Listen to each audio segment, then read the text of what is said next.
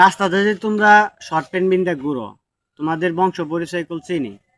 তোমাদের বংশ পরিচয় কেমন এটা আমি জানি। তো তোমার আব্বা কামলা দেয়, হয়তো বা তোমার আম্মা গার্মেন্টসে চাকরি করে।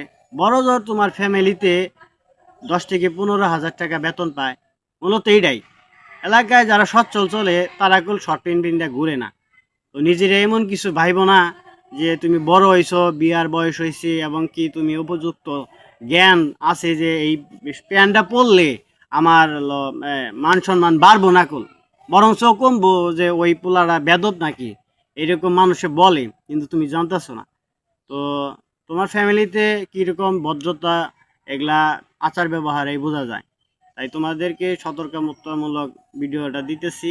তো যারা এই ভিডিওটা দেখবেন, শোনার পরে তাদেরকে বললেন উৎসাহ সতর্কতা যে তোমরা এরকম চইলো না। আর মসজিদের ইমামের কাছে জিজ্ঞেস করো এইরকম ভাবে চললে কি গুনাহ, তোমরা জাইনা নিও। আমি জানছি দেখেই তোমাদের বলতেছি। ধন্যবাদ।